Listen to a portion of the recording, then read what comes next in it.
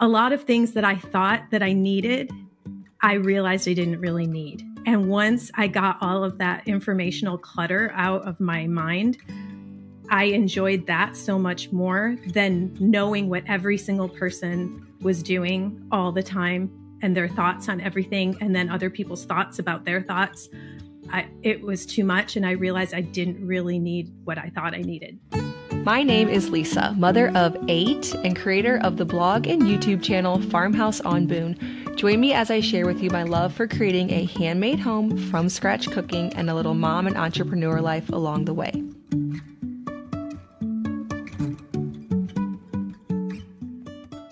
Welcome back to the Simple Farmhouse Life podcast. Today, we are going to be chatting again about social media. Might get tired of this topic. I personally love the constant reminders because part of living a simple life is working with your own hands. It's producing over consuming. And one of the biggest ways that we can get distracted from that, or I personally can, is by scrolling my phone and not keeping that in check. And I've met some very inspiring people and authors who have put this into practice in their own lives, and one of which is Sandy Cooper, who is going to join us today. Right, well, let's jump into the interview. Sandy, thank you so much for joining me. I'm really excited to talk about this topic. My listeners might get tired of this topic because I talk about it all the time. As somebody who still very much uses social media, I also have a hate relationship with it as well. So I think it's fun to talk about. So first, let's introduce you. Tell us about yourself, and then just a little bit about your mission behind leaving social media and what that looks like. Yeah. So my name is Sandy Cooper. I podcast over at the Balanced Momcast, which is a podcast for overwhelmed Christian moms. I also have a second podcast called Writing Off Social, and that is for female Christian writers who want to grow and nurture their audience without social media. I've been writing since 2008 over at the Scoop on Balance, which is incidentally the same year that I opened my first social media account, which we can talk about that. And I am a mom to 4 kids. I have one who passed away when he was 9 months old, and he was my first. And then I have 3 more children, and they're big now. Like I listen to you talk about your little kids, and I'm like, oh, I miss that. But yeah, my kids are 17. Yeah, my 17-year-old just finished her junior year. And so she's technically a senior now, which makes me want to cry. And then I have a 22-year-old and a 25-year-old. Wow. I can't even believe it. And I've been married to John for over 30 years. Wow. And and I live in Jacksonville, Florida. Awesome. Yeah. So you're about 10 years ahead of me in marriage and motherhood. And so I'm sure you have a lot of wisdom under your belt. Tell us a bit about the journey with social media. You mentioned that you started your first account in 2008. I assume you were on it for a while. Maybe there were some things about it that didn't jive with your views and your priorities. So tell us a bit about that. Yeah. So in 2008, I started my blog first because I adopted my youngest daughter at the time. She was 1. And that adoption, or just bringing that third child in the house, kind of threw me for a loop. And so I was having a difficult time pulling things together. And so I had been teaching Bible studies like in my house. I'd been volunteering a lot at my church. I was interacting with a lot of women in real life. And so when Eliana came along and I could not get it together to continue to have people in my home in the same way, I thought, you know what, I'm going to start a blog and I'm going to teach from the internet. And it was like awesome. And Facebook had already been a thing for a while. So I was an early-ish adopter, but like I was hesitant. Yeah. Oh yeah. But still I knew people on there. Very early in 2008. So I joined, and it was such a great thing for me at the time because I could still stay connected to people. I could still teach. I could write my blog posts and I could share them on Facebook, and my in real life friends could read them and share them. And it it was great. Like there was nothing about it that I didn't like, except that it was taking up a lot of time. And, I had an 8-year-old, a 6-year-old, and a 1-year-old. And that was just, they kept me very busy. And so I just went all in. Like I posted, I interacted, I friended every single person I could think of. I was so excited. We've moved multiple times. And so I like found all my old friends and found like childhood neighbors and classmates and everyone. I just found everyone. And so it was a lot of fun for me at the time. And it was around probably like 2009, 2010, publishers and agents started looking at social media numbers as a metric to measure whether or not you were a viable person to publish or work with or represent or whatever. And so, they started calling it platform. And I was like, well, okay, well, I will build my platform. And I went to a writers' conference and they said, really, if you just they said, we love your writing, we love your book idea, but if you just need a bigger audience. And so if you can just get like 5,000 to 10,000 across everything, then, come back. And they even and these were big publishers. And I thought, this is awesome. I can do this. And so I just spent the next couple of years just really trying to build. And so by 2016, I had Facebook, Instagram, Pinterest, and Twitter. They were consuming my life. As each platform opened, I would open a new account. I'd be like, okay, now we do this. My kids now were 16, 14, and 9 by that point. My husband is a hospital executive, and so he works a lot. And I'm home doing all the kid things. I'm trying to build my platform. And my relationship with social media just started getting very complicated because I was trying to build my writing career. I wanted to be traditionally published. I knew that it was the only way I could stay in touch with certain people. My 2 older kids now had their own social media accounts, and I was monitoring that whole circus. So I knew I had to stay on for that. I also, every single club or group or in-person thing that I was involved in or my kids were involved in had a corresponding Facebook group that's where they shared pertinent information. And so I had to be on for that. I was also paying to be part of writing groups. So like paid Facebook groups were a big thing back then. And so I'm, paying monthly fee to be on social media. And I had made it such a tangled mess that I felt like I couldn't detangle it if I tried. Like it was, and it was taking up at that time probably 4 to 6 hours a day because I was doing it in the cracks of everything. Right. Like I'm boiling the pasta, I'm checking social media. I'm in carpool, I'm checking social media. My kids are in the bath, I'm sitting on the floor, but I'm scrolling social media, responding to things. Like it was incessant and it was not affecting me well. Well, back then they didn't really have studies or data to show why. I thought it was just me. Sandy can't handle it. Yeah. And so I was feeling very anxious. I was feeling very glitchy. And, it was tough. And so the complexity was I also followed like a lot of really life-giving people.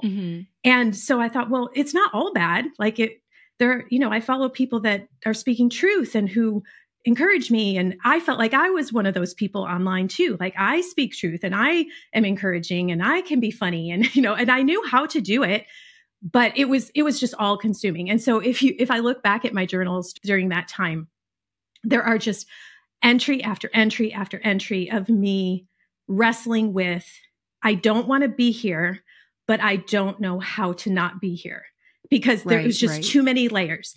And so I would take all the social media breaks, all different lengths. Right. I would take weekends. I took the apps off my phone. I would break for Lent. I would take July off. I just kept trying all the things. And every time I would come back, it would be met with like equal parts excitement because I missed it and dread because I hated it. And it all came like the big crescendo was summer of 2019. I went to another writers conference. I hadn't been to one since the one back. I went to several back in 2009, 2010, when I was given that target to shoot for. Well, by 2019, I had my podcast. I had just started it. I got some early traction on it, made the iTunes new and noteworthy list. I'm like, yay, I have a platform to talk about now. I have social media numbers that have met like what they said. I have followers on my blog. I'm good. And I go to this conference and they're like, well, actually, the target has moved and now you need 50,000 to 100,000. Mm-hmm. And I was like, as what it's the longer it's been around, the bigger you need, right. The more it's like 100K means nothing anymore. That's where we are now in history. That's right. Yeah. That's exactly right. And I came, and this was almost 5 years ago. Right. And right. so yeah. I came back from that conference and I was like, I can't do this anymore. And so I had another book I had already written my first book and self-published that in 2017. This next one I wanted to traditionally publish. And then after that conference experience, I thought I'm just going to self-publish this one too. And I need the year to write this book. So I'm going to I'd whittled down the amount of time that I spent on social media to about 2 hours a day, which is the average that people spend on social media. And I thought I'm going to take that 2 hours a day and I'm going to write this book. So I went over to my computer. I wrote a see you in a year post. I posted it all over the place. And I just thought, I'm just going to take a year off. Like I need distance from this. Well, that was 2019, quite a year. That year. Yeah. No one knew what it was going to be, but the pandemic hit right after that. The 2020 elections were right. Oh, it was a special time to be on social media. Really was life-giving and beautiful. Fun. Yes. A fun time for all. Mm-hmm. And I got to miss all of it, which was really cool. And so I came back. I didn't want to come back in September of 2020 because I knew that I was walking into like a dumpster fire. And so I waited until the election was over. And it was around the very beginning of 2021. I get back on. I'm excited. I have now written my book, self-published it. I want to promote it. I have new resolve, new boundaries. I'm like, this is going to work this time. Mm-hmm. I get on, I do all the things. And I thought, I hate it here. I absolutely cannot stand it here. Everyone had changed. Yes. It wasn't better. It was ridiculous. The people that I knew in real life who were amazing were actually acting ridiculous online. It was making me angry. COVID was still very active. People were arguing about vaccines and masks right. and so I thought, I cannot be here. And so in March of 2021, I finally I went to God and I just was like, I hate it here and I want to leave. And can I leave? And I just felt God say, yes, like you can leave. And so in March of 2021, I shut everything down and I walked away. Wow. Yeah. And what you're describing, I want to go back to whenever you said you joined in 2008 and you had a blog and it was so fun. You're connecting with people. There was an innocence to the internet back then. Yeah. That was when my oldest was born in 2008. Yes. And we didn't have internet at the house and I didn't have a smartphone, of course. Yeah. And so I would go up to my in-laws' business. They had Wi-Fi there and I would get on their computer in the office and I'd check in on all the things. And it was so fun. And we watched funny YouTube videos. And then I think in I don't know, it was definitely a few years like that. Maybe by about 13 or so, I got the internet at our house, maybe a little later than that. But anyways, I love it. Yeah, no, it took me a long time. I was a late adopter. I didn't get a smartphone. Yeah, I still had dial-up during that. Yeah, we had dial-up. Even when you say you had Wi-Fi, I was like, we were still doing dial-up. Well, I mean, we didn't. Maybe it was dial-up. It was probably dial-up. I just mean we didn't have internet at all because we were extremely cheap. When people today tell me that they're cheap and frugal, and then they tell me about their life, I'm like, yeah, you don't even get it at all. Back then, I mean, I'm not now, but back then to make things work, we were extremely frugal. So we did not have TV, internet, nothing. We didn't even run our AC. But anyways, sure. I remember finding blogs, there's a handful of blogs that I found out about back then. And it was so fun and sweet and innocent to check in on them and for them to give me, nobody was worried about search engine optimization. They were just writing what they made for dinner and then what they learned today with their child. And I felt some camaraderie and I felt okay, these people are, I was the first one of all my friends and my sisters to have a baby. And so I felt like these women were there with me and it was just so sweet and innocent. And I don't know when it changed, but it did. And you said, after COVID, So there was changing happening up until then. But then after that, if you go on Instagram for a day, because I do this constant cycle where I delete the app for a little while, get it back on my phone.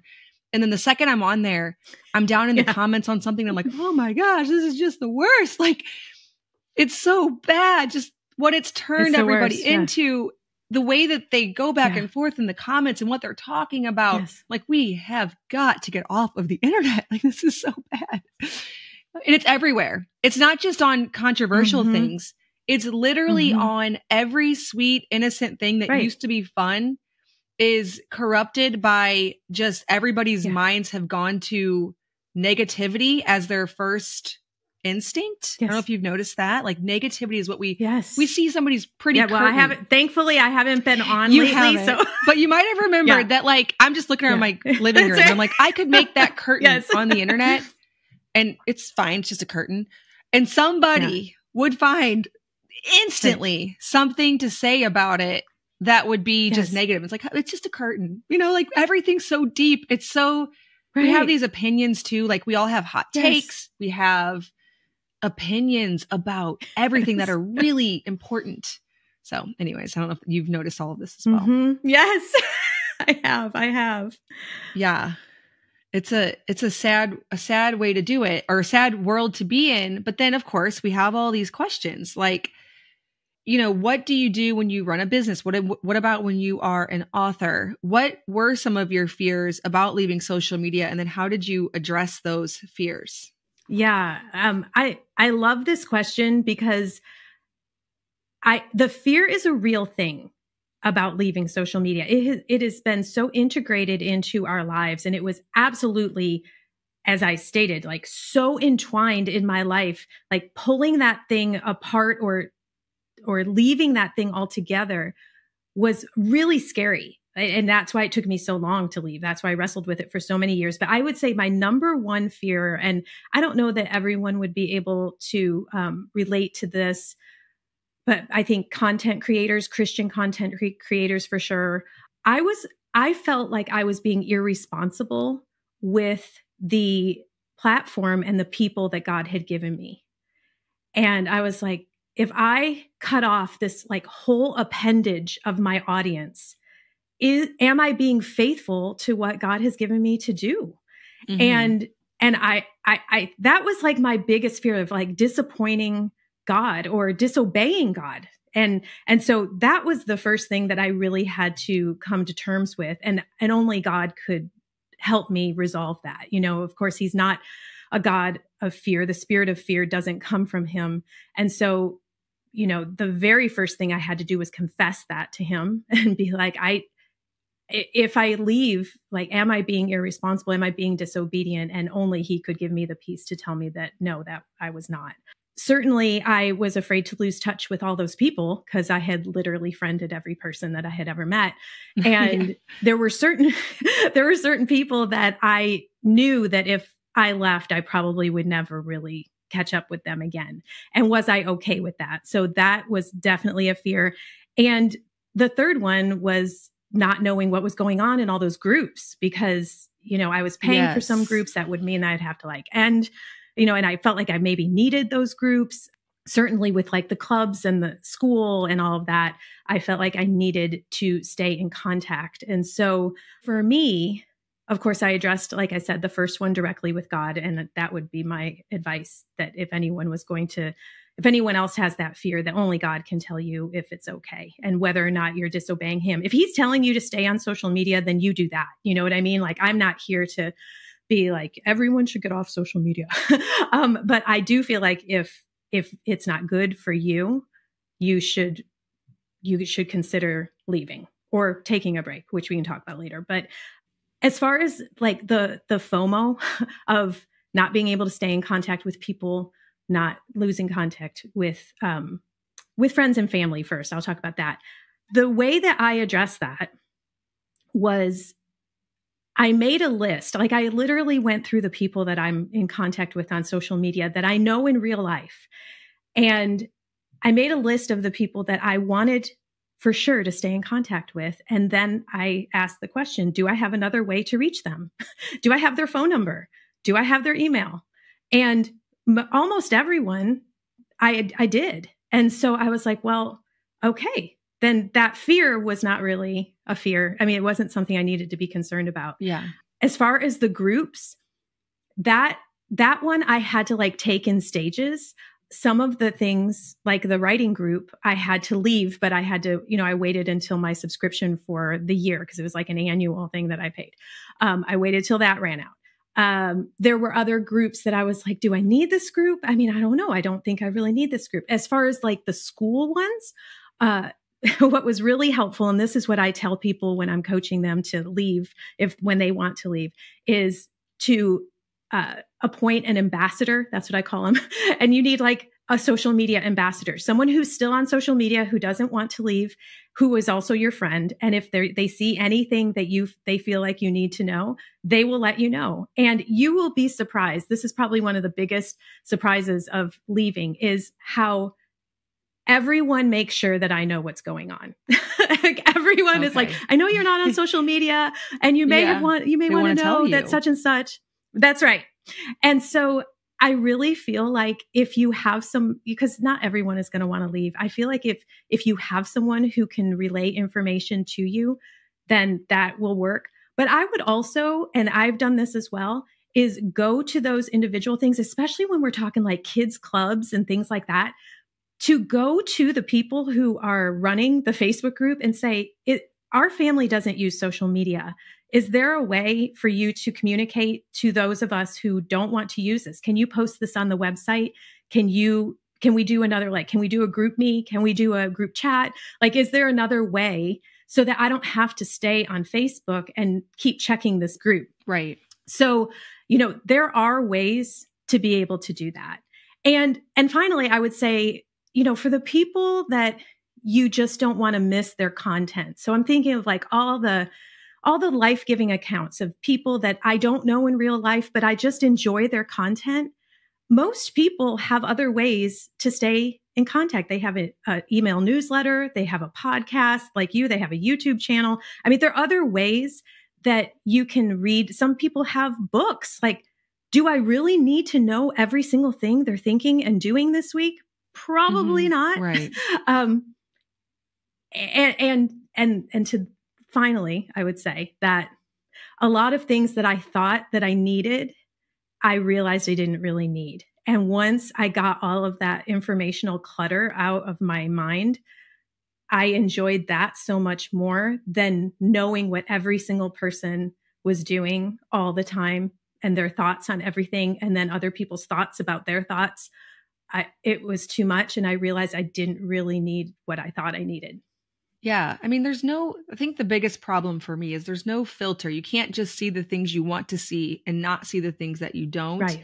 And I lately have noticed whenever I get on Facebook, because I'm still on social media. I mean, I keep it off my phone, but I still have it on my laptop, and I have groups that I run, for my business, and I can appoint VAs to that, and I can get off of them. I really could, because I do have VAs that can help to monitor them. But then, I go live sometimes. Anyways, I have noticed lately on Facebook that I'll be scrolling through and there'll be things on there that I don't want my kids to see. Like, what is this? Like, that's just been lately. That's been a new thing lately that I'm like, this is not something. And so I guess my question to you is what were the worst ones? Like you mentioned, so getting on YouTube, so getting on podcasting and listening to, or getting people's emails, those feel like a slower consumption because it's somebody's drawn out thought, not so much their quick, like, see what I'm doing all day long, every day. What are the ones that made you feel the most disconnected from your real life and gave you that bad feeling? Yeah. And then is there any way to make them okay? I mean, I'm kind of thinking no. Yeah, right. Yeah. So for me, Facebook was my drug of choice. That was the one that sucked me in all the time. Instagram, a little. I had just started to try to build, I tried to like move my business stuff to Instagram, and I was just starting to get all that going. That was more of a personal thing, but I realized most people I followed on Instagram, I already followed on Facebook. So I didn't really need to do both. So Facebook for me was really toxic and also wonderful. It was both. When I left, in 2021. I really thought that I was just going to be done. You know, I mean, I did my exit post, and then a year later I came back and wrote another, like, 1 year off of social media. I did a podcast episode on it, wrote it on my blog.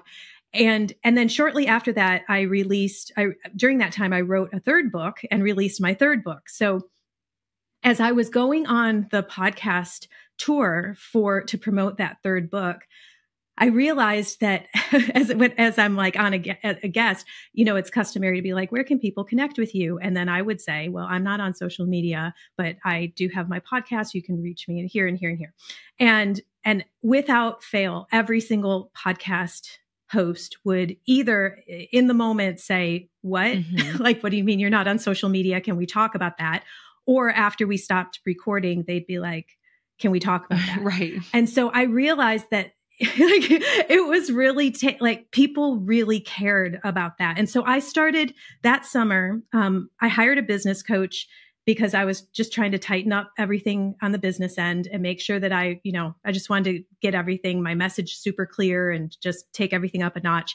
And as he's going through all my content, he said, you know, the most interesting thing you're talking about right now is leaving social media. And I was like, that is not interesting. Like, people do not care that I am not on social media.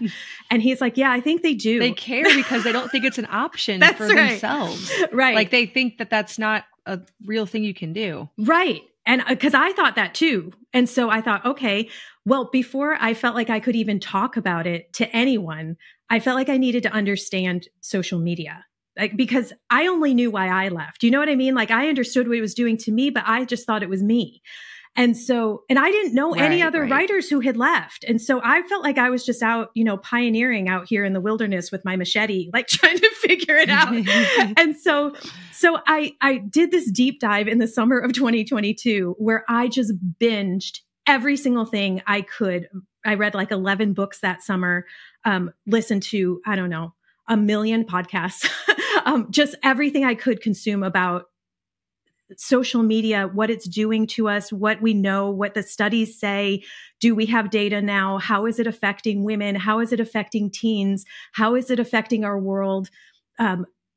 What is the business model? What does that mean when they say algorithm? Like, I wanted to understand it completely. And after that, in answer to your question, I would never advise that someone engage in a platform that spends hundreds of billions of dollars to try to addict you.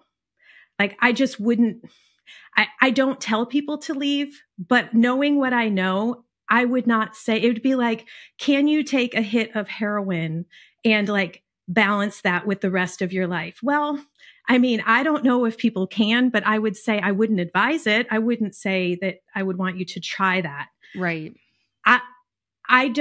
I mean, I know that's an extreme example, but the business model for social media, it's almost not though. Yeah. I think we all know what you're talking about. Yeah. Like, we all kind of want to think like, well, other people can probably do better with it, but I'm kind of, I got an addictive personality. Right. And I don't know. I don't think it's really that. I don't think it's that. No. And one thing I tell women all the time is like, if you feel like you can't handle social media, it's not your fault. Like, they are literally spending hundreds of billions of dollars to try to keep you there as long as possible. Like, it's not neutral. A lot of women, when I was like polling my followers, and because I was like, maybe my followers feel addicted too. I never even thought to ask them because that just wasn't something I covered in my content other than sharing my story. And like 50% of my people in this very informal poll, 50% of my people said they felt trapped on social media. And I was like, what? Like 50% of you also? That's a lot. That's a lot. And so, yeah. And, a lot of them were variations of that. I mean, but there was this little tiny sliver of people who said, it's just neutral. You can choose whether to, use it for good or bad. But like the very people who designed the technology would say differently. Like they would, and I have quotes if you want me to read them. They're extremely poignant. Sure.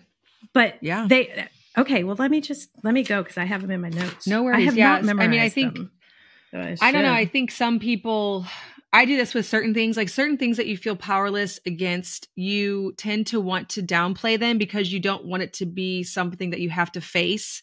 We do that with a lot of things. Yeah. Like, well, say it's like losing weight or something. Well, it's all in your genes. There's really nothing I can do. And I do these things. Like I do it with certain parenting things. Well, that kid's personality is like this. And you want to justify it so that way you don't have to face it. And so maybe those people weren't really being honest because I don't really know anybody. I mean, no, I do actually. I know some personalities. Like my sister, she was like, I'm not going to be on social media this year. And she didn't even take the apps off her phone. And she just doesn't get on it at all. Like she's fine.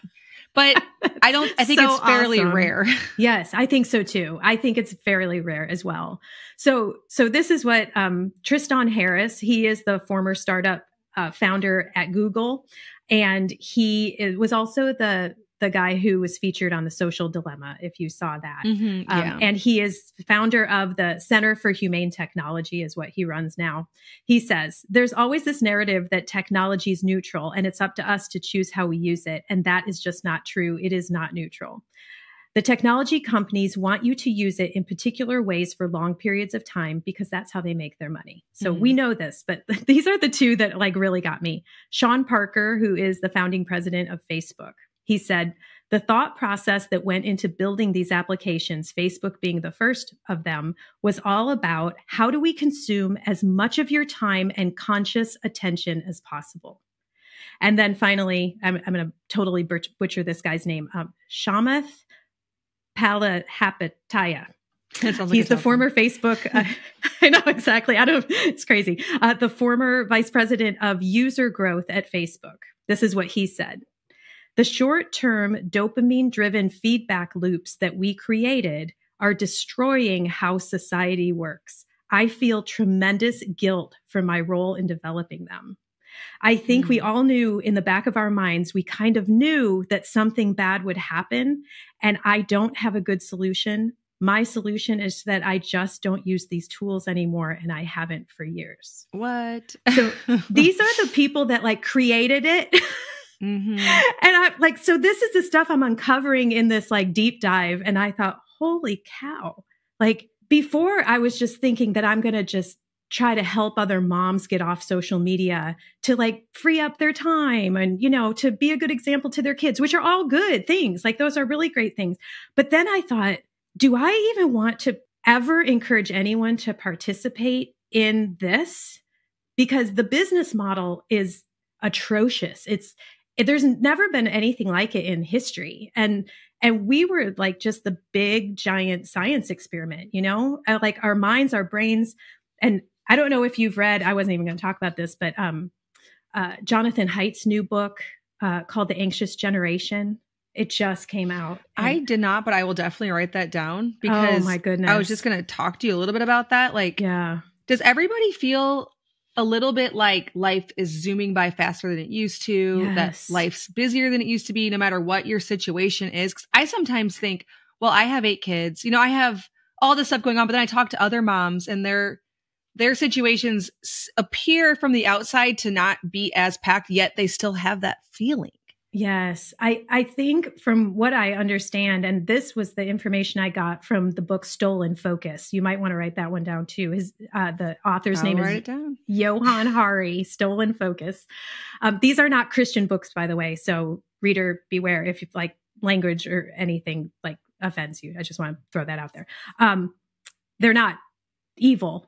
just to clarify, they're not like evil books, but they're not Christian based.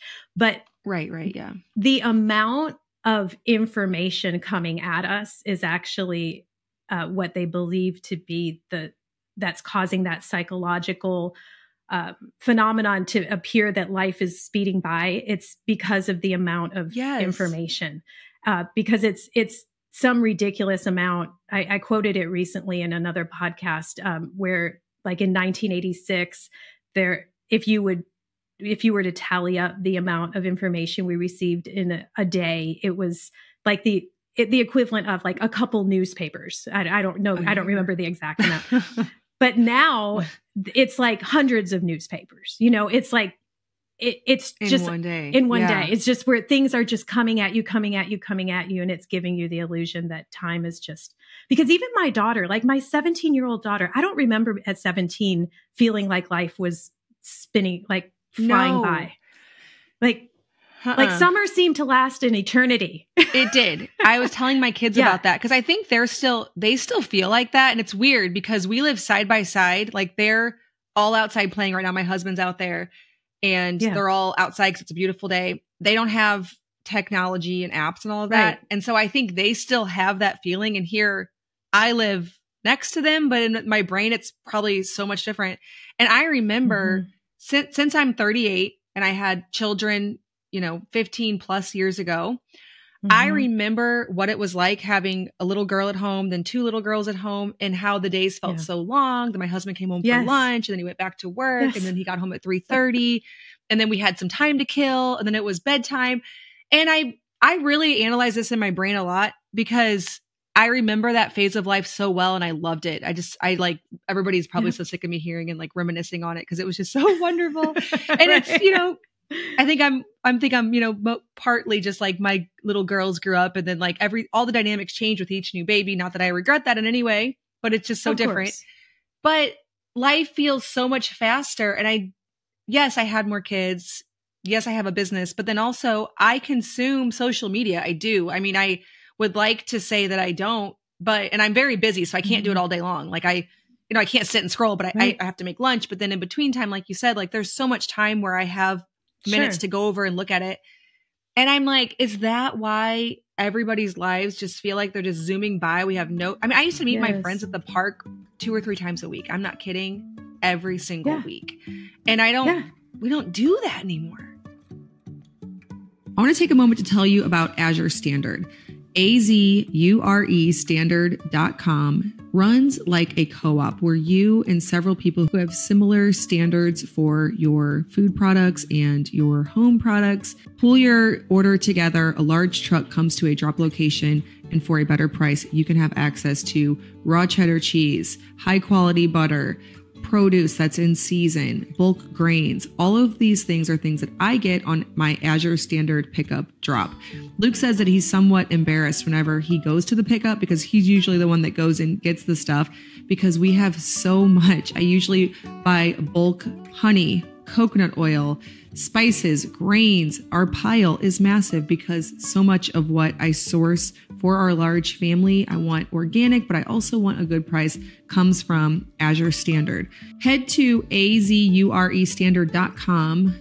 Find the nearest drop location to you. For me, there are 2 drop locations within a 30-minute radius, so I have choices and options. It's a once a month drop, so throughout the month, I will start adding things to my cart whenever I think of it. And then you have a certain deadline to place your order by, and then you'll be emailed the time and place where the truck will come, and you can get all of your wonderful goods from Azure Standard. If you wanted to start milling your own grains or getting 5-gallon food grade buckets in your basement with whole oats and kamut, Azure Standard will definitely be able to help you accomplish that goal. Azure Standard is offering Simple Farmhouse Life listeners 15% off your order with the code SIMPLE15. This code applies to first-time Azure customers, 15% off a minimum $100 or more product order with delivery to a drop location only. One-time use per customer, terms apply. If you are a from-scratch cook like me and you are looking to fill your kitchen and your pantry with high-quality ingredients, even if you live in an area that doesn't have health food stores or bulk food stores, I know that Azure Standard will be the perfect solution to you. Again, head over to azurestandard.com, use the code SIMPLE15. I know you'll love it as much as we do here in our home. Right.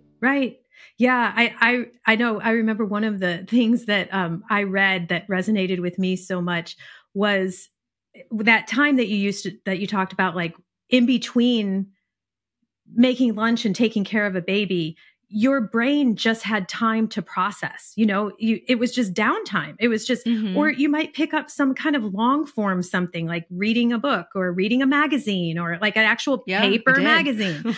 And now because because of the way we are using our phones, which is another whole discussion, the way we're using our phones, and we're constantly we are never, ever giving our brains that downtime. And it's causing these focus issues in everyone. So like, no matter what age I talk to of moms, because I'm always talking to overwhelmed moms, they blame their brain fog on something different. Like, oh, it's hormonal brain, or it's pregnancy brain, or it's that's right. Yep. I have ADHD. I'm in perimenopause. Oh, I'm in menopause. Oh, I'm like, they just have this reason all the time. And I'm thinking, no, it might be because your brain is never synthesizing and processing what it's taking in, because it just keeps taking in and taking in and taking in, and you can't focus anymore. So it's such a pervasive issue. You know, it's not just, you know, should I just get off social media? You know what I mean? Like right. It's more serious than that. It is. It's very serious. So, okay, what does the detox situation look like? Because I think what happens is we know this, but then we get a minute of downtime. You know, it doesn't happen much for me at all. I mean, I'm busy so much. Like, I'm doing this podcast and I'm taking the kids to the pool just as soon as I get done recording a few ads. Then we're going out with my sister for sushi. So, but in all of those moments, there will be little bits of time between all of this craziness that I can scroll social media. And if my brain gets a little bit bored, it's like, got to get some information, whether that's coming up with new ideas on Pinterest or seeing what such and such or so-and-so is doing, or what my blog group on Facebook, what they're all talking about today. Yeah. And then I'm going to want to check and I want to see what they're doing. And then all of a sudden I'm going to go to the pool, and at the pool, I'm going to be thinking about such and such in the blog group who's having trouble with her plugins. Exactly. And I need to tell her what to do about that. And so what's the detox like? Oh my gosh. That is such a great question. You know, for me, all of those little breaks that I took kind of prepared me for what to expect when I took the big break. And so when I took that initial year off, I didn't deactivate the account, and I was still in my writing group. So for the first little bit, you know, probably 2 or 3 months, I was still checking in with my writing group because I thought I needed that, because I was writing a book and I thought, well, I'm just going to stay connected to them. So I was technically still like logging in during that break, but I wasn't consuming. And that was a huge difference. But I will say, I mean, it's not, unless you give yourself a legitimate period of time to separate from the platforms, I don't know that it feels great to be off of social media at first, because you do feel that way. Like, it's hard. And because it's an addiction, and that's what it's supposed to be. That dopamine hit is gone, that constant, you know, your attention. I mean, I don't know how many times I would just pick up my phone and, you know, tap the thing that isn't there. Like my finger would go to where the app was. Yeah. I've been doing that lately because I took email off my phone. And I'm like, I did. Oh, yes, exactly.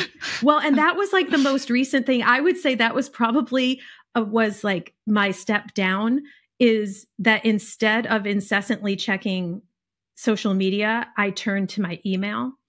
And yep, that's my problem. I get rid of Instagram. And I'm like, email. And email. Where do you even draw the line? Yes. Yeah. Well, and then the next thing I did was like what you just described. I just had to take the email app off my phone. And I would say that was probably as big of a step for me in terms of clarifying my mind, that as leaving social media, like taking that email app off of my phone and forcing myself to have to go into my office in my house, not being able to check it at red lights. That's right. I'm in work hours and I check red lights. That's like right. Responding red lights, to an email, talk to text. Yeah, exactly. That's when you know that you need an intervention. Like it was too much. Yes. And so the detox is real, but I will say that now that I am like clear on the other side of it, I have literally zero regrets about leaving social media, and literally 0 times do I think, oh, maybe I should go back. Never, like, no, never, like 0 times. Every once in a while I'll think, oh, I wonder what so-and-so's up to. And then when I think through the process of reactivating my account, getting on, getting sucked in just to see what that girl that I graduated from high school I'm just like, I'm not, I can't, no, I'm not. And then it like that quickly, it goes away. And I guess I've replaced it with and that's really the key, is replacing social media, however you're using it, replacing it with something better. And so when you replace it with something better, then it's kind of like you mentioned the diet situation and like losing weight. So when you're trying to move to a healthy diet, like if you are one of those people who eats like the total standard American diet and you're trying to like replace it with real food, you can't just remove junk food out of your diet and then not eat, right? And then expect to be satiated and feel happy. Like, right. You have to find things that you like that are real food that you are going to eat instead. And then as you start replacing those things, and you realize how much better you feel on that other food, all of a sudden you're like, gosh, do I want the Cheetos? No, I kind of don't want the Cheetos. Like I really would rather have the carrots. And that sounds ridiculous, but I think I would. And, so people who are making that transition know that that is really the key to ditching an addiction. And so with social media, it's the same. So rather than checking on people that way, what if I picked up my phone and actually called them or texted them and said, hey, do you want to like plan to get together? Would you like to meet me for lunch?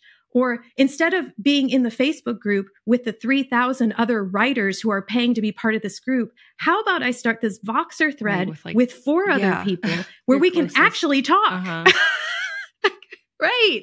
And so that's how you really replace and break the addiction. Even like connecting with the people selling my books and building the business. Once I realized that podcasting and email was like, everything just continued to grow. Nothing suffered when I left social media. I lobbed off all these people, but I just trained them to like come to the other place. And now when someone wants to, rather than like leaving a comment and me just hitting like on their comment, they'll send me a thoughtful email and be like, that podcast episode meant so much to me, Sandy. And here's a picture of my kids. And thank you so much for what you do. And then I can reply back, wow, your kids are beautiful. And like, we can have an interaction. And so the circle gets like much smaller, but it's so deep and it's so much more real and fulfilling. So yeah, there is no, once you break away, and I mean, I'm speaking for myself here. Once I broke away, there's no regret. Yeah. Oh, I could 100% see that. Now, did you get a dumb phone, or did you just stick with your phone without the apps that distract you? Yeah, I still have because I use my smartphone for a lot of other things. I really do like Voxer. I do find that to be a really great and healthy way to stay connected with people, especially people professionally. Like I have a couple different Voxer groups that I'm a part of. And so that has been really, really helpful. I also really like my GPS and my podcast app. And so like, oh man, yeah, I'm good. The iPhone is just so darn good. I tried for, I think it was like 6 months, or was it more than that? I can't remember now. I had the light phone. No offense, light phone, but it's the worst. Now I will say that Gab is sponsoring the podcast, and they sent us a Gab phone, and we set it all up for one of my daughters. And it's like, it functions really nice. Like it's okay. I think we're going to have to get them for our other kids as they get to the age where they need a phone, because it has a good camera on it. The way that you get your text, it functions like a smartphone, but without the distracting apps. So, I mean, I realize that they are sponsoring the podcast, but it looked so much better than the dumb. Oh man. I hope they made improvements on that light phone. I don't know if you've seen it. It's real. I haven't. No. And I'm an iPhone girl. Impossible. Like our whole family has iPhones, and it syncs with my computer, and like, I like all that. Yes. Yeah. It's too streamlined at this point. Yeah. It is. but there is so much you can do. I mean, now you said you deactivated your Facebook. So I did. Does that mean it goes away? Like my problem, okay, so my situation is I have to keep my Facebook for my business. Yeah. I could personally not log on to Facebook at all. Yeah. But the temptation might be a little bit of a struggle since the account still exists, you know? Right. Sure. Yes. Well, and so here I very much left in stages. And so the deactivation, I actually didn't do that until August of last year. I took a 1-month break from everything, which is, you know, something, it was the first time I ever really took a month off that wasn't like December. You know, sometimes December I'd like batch a bunch of things ahead of time and have them all go out. But August, I legit took like, I am taking it off. I'm not going to put out any content. I'm just going to take it completely off. And that's when I decided to deactivate the accounts, even though I wasn't actually using them. And I never reactivated them after August. And so I have mine deactivated, yes. And it actually is really on brand for what I'm talking about now. And you right. know, yeah. Well, and I will say one of the things that has been really that was really convicting to me is that I help overwhelmed Christian moms find peace. Like they Google help me find balance and my stuff comes up. And so to direct them to a Facebook page platform that is known to addict them. Yeah. Right. Like doesn't feel consistent or good or right even, you know? And so I think even though I have like a solid following there, I don't want to send them there anymore. And even if I were to, and this is nothing against anyone who decides like, you know, an assistant can do it, or because I have an assistant too. I'm like, I could easily have Sophia craft things and just have them go up there, and I could. But I don't really want my followers there anymore. I don't want to send them there. I want to send them. I want them to email me. I want to. I know it's hard. Yeah.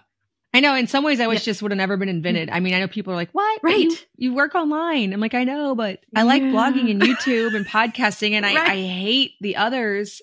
And then of course I justify it because the classic, like, well, but they're going to be on there anyways. Like they can get off. I'm telling them to get off. Just get off. But then that's right. But the people who are still there, you can go ahead and watch my reels. You can go ahead and watch my Facebook videos that go up. I have like a whole company that like edits them and puts them up, and it's monetized and all that. So it honestly wouldn't be a huge loss to get rid of it, but it just, you also get that sunk cost fallacy. Like I have a lot of followers, I know. You know? Yeah. I know. It's a struggle. I know. And you have like, for you, I'm sure it's a lot bigger. I mean, my audience was much smaller compared to yours. And so I can only imagine. And I think that was probably one of the things when I took that first break in 2019 that I was weighing the pros and cons. I thought if this gets any bigger, I can't. It's just going to get harder and harder. Right. It's like, I can't. So as I was like aggressively trying to grow it, I thought, but if it keeps growing, I have to like keep feeding the monster. Like it's just going to keep getting, yes. And so I got out before, I mean, it was still painful, but I am just empathizing with your pain. I mean, I tell it would my be really hard. blog and YouTube students, because I have courses on blogging and YouTube. I tell them, don't waste your time on like the social media platforms, because also like the ROI isn't as big as the other places. Oh, it's terrible. So I'm trying to not encourage people to get on it, but then I also do consistently create content on them and don't really have any plans of stopping. So I see the inconsistency there. It's hard. Because like you said, once you get to a certain level, it's like, I see a break in your future. I mean, I've been talking about this for years. Like I literally got a dumb phone whenever my 7th child was born, and I had it for a while, and I was like, I hate this, the way the stupid phone works. It's the worst. Yeah. Like, please make a better dumb phone. I know. And Gab, I really feel like totally did. Like it's pretty neat, but just still the way that Apple works with stuff, you know, if you're going to keep us, it's pretty nice. Yeah, it is. I know. And you really can. I mean, even since, because like the first phones, like even the flip phones came out when my oldest daughter was like, they were rolling them all out on her. And the very first couple phones I got for my kids were just flip phones, or the ones where that kind of slid up and had a full keyboard, which was really nice because then you didn't have to like scroll through when you sent a text. And so, it's not the worst thing, but now, because I was afraid to give my kids smartphones back then, but they didn't have good parental controls. It just seemed like handing them like an open liquor cabinet and just being like, okay, good luck. But I knew with a dumb phone, they had limited access to stuff. But now Apple has done such a fantastic job of just, there's so many ways that you can set your own boundaries, and for your kids, like you can limit so many things, and you can make it as simple as you need it to be. And yet still have the things like, do I want to start carrying around my camera everywhere again? Do I want to, like, how am I going to listen to music? I love music. When I cook, I want to listen, I turn on music in the kitchen, and I like that. And I like my Spotify playlist, and I like that it's on an app on my phone and I can just hit play and like, you know what you're doing on it. Like I know how to work it. That's what I like. Yes, exactly. And for my kids, well, of course, my kids are older now, but even when we gave our youngest one. Right. They can do whatever they want now. That's right. Yeah. Because the older ones are like, okay, well, I told you everything I knew. So now go with God. I don't know what to tell you anymore. But like my youngest one. Yeah. My youngest one, she doesn't even want Instagram. I mean, she's heard me over the last several years. She's the only one of her friends that's not, she has one other friend who's not on social media, but I send her to a private Christian school and they're all on social media. They're all addicted to their phones. It drives her nuts. And so she's, yeah. I know. So like, she just wants to hang out with her friends. Like you said, it's design. Yeah, for sure. Yeah. Yeah. Man, I've seen that in real life. So often I'll be somewhere in public and I'll see all the teenagers sitting around and I'm like, I know. That's so sad. It is. And I know I would have done the exact same thing. Of course. It's just, it's literally just, I don't know. I guess we have to blame the people who made social media because you almost can't even blame the teens. You get addicted to stuff. I get it. But like when we were teens, we had so much fun. Just fun. Yeah. Like we were just like going out and talk to each other. That's right. Yeah. And not documenting our whole lives. Like it's so scary can you imagine? I mean, I know probably every person over the age of 25 has had this conversation, but can you imagine if Instagram would have been a thing when we were in high school? Oh my gosh. I'm so thankful. So glad it wasn't. I'm so glad. Well, and that wasn't stuck in forever. Like forever. Exactly. I felt that same way because really none of this became an issue until my youngest daughter was born. So I got to enjoy my first 3 kids, like phone free, social media free. I mean, I had a flip phone like for emergencies, but sometimes I would forget it and I'd forget it because it was so annoyingly, it was boring. Right. Exactly. Right. It was literally in case I get a flat tire, and I have to call AAA or something. Yes. Like it was, but I didn't talk on it. We had an answering machine and a landline. And if people needed me, that's how they reached me. But I got to enjoy my kids without all of that. And so it's really, ironic now that I think of it, is that the one that I joined everything and it was really her childhood that was mommy immersed in social media is the one who is now choosing like, I don't want that. Yeah, that's interesting. Yeah. So yeah, very interesting. Yeah. I feel very blessed to be the age I am. I did not get a smartphone till after my 4th child was born. I was one of the last holdouts. I didn't get it till 2016. But once I got it, I got in good. I got an Instagram account that same year. Right. I started all the things, the blog, YouTube, like all the things. Yes. And so I probably made up for my time off, but just having the memory of those years and how slow they felt. Do people still say the days are long, but the years are short? Like do they still say that? Because I felt that. Yes. Like I fully felt that when my kids were little. I think that they still do. I mean, they say that. I hear that quoted a lot. I love that quote. I always like to make sure that Gretchen Rubin is the one who said that. And I feel like I didn't know where it came from. She never gets credit. Yep. There you go. Gretchen Rubin. I think she said it in her book, The Happiness Project. So yeah, it's but I do think people still say that. I mean, I think the days for a lot of young moms, especially when you've got like little ones at home, if you're not into some moms just aren't into like the baby toddler stage. I love that stage, but not every mom is into that stage. I think the days are very long for her. And that's it too. It's hard because I'm like thinking back to that time, which with social media aside was so different for me. Yeah. And so maybe the comparison isn't fair, but I feel like everybody's living like fast and furiously at this point in their brains, not actually, but in their brains, things are going really quickly. I agree. I have been somewhat pleased to find out that a lot of people who are following me, and I've been talking about this, for a couple of years now, not only about this, but I actually surveyed them recently and asked, do you want me to keep talking about social media? And almost all of them said some version of, well, actually you convinced me to already leave. And so no, if you keep talking about it, like I don't need. Right. And so that's been really, that's been like really encouraging that I think a lot of moms, and I know that it's a big trend with like the age that my daughter is, she's 25, she's in graduate school, and she regularly deactivates her accounts, puts away her phone, leaves her phone at home and doesn't.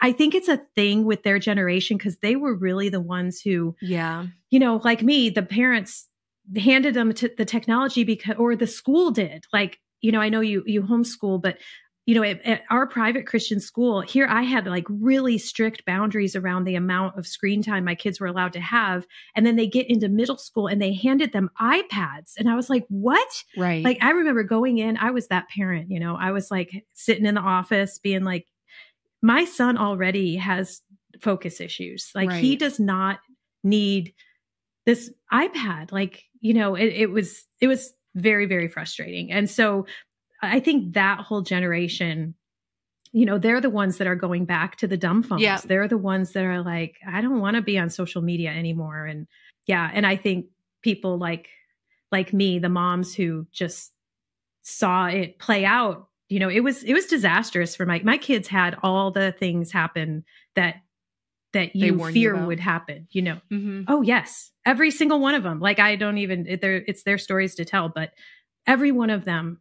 Well, except for the one who isn't on, but the two older ones. Yeah. Who doesn't do my goodness. That's right. Yeah. So So there might be a bit of a pendulum swing going. I mean, I feel it. People are talking about it left and right. I get people on the podcast talking about it because I do want people to know, women, moms, simple living enthusiasts, to know that it's an option. If you're feeling this way, it's not something you're required to do, even if you want to have a business, even if you want to write books. So tell the listeners where they can follow up with you, where they can, obviously it's not Instagram, where they can sign up for maybe your newsletter, your podcast. Yeah, that would be great. So I do have a quiz, which is really fun. It's very simple, but it's just, is it time for you to break up with social media? And when you get the results of that will add you to my list. But if you don't want to take that quiz and you don't care if it's time for you to break up with social media, you can either listen to, I have the podcast for overwhelmed Christian moms called The Balanced Momcast. So that's a great place. Although I am at this point, at the time that this will drop, I am on a summer break. I follow the school schedule on my podcast. And so I take a break when the kids are home from school. So, but there's plenty of episodes to go back and listen to. I also have a newsletter that's called Behind the Balance, and that is on Substack, which that's a whole thing. That is also an option if you're looking for alternatives to social media that don't have, all the toxicity and the ads and all of that. So I have that. And then I also have, if you're a female Christian writer and you don't want to use social media, we have Writing Off Social. And that is a podcast and a course and a challenge. We have a lot of things we offer over there, and we help female Christian writers grow and nurture their audience without social media. Well, thank you so much. We will leave links down in the description box and or the show notes wherever you're consuming this below. And thanks again, Sandy, so much for joining us. This has been very encouraging. Oh, thanks so much for having me. This has been so fun. Thank you so much for listening to this episode of the Simple Farmhouse Life podcast. I will see you in the next one.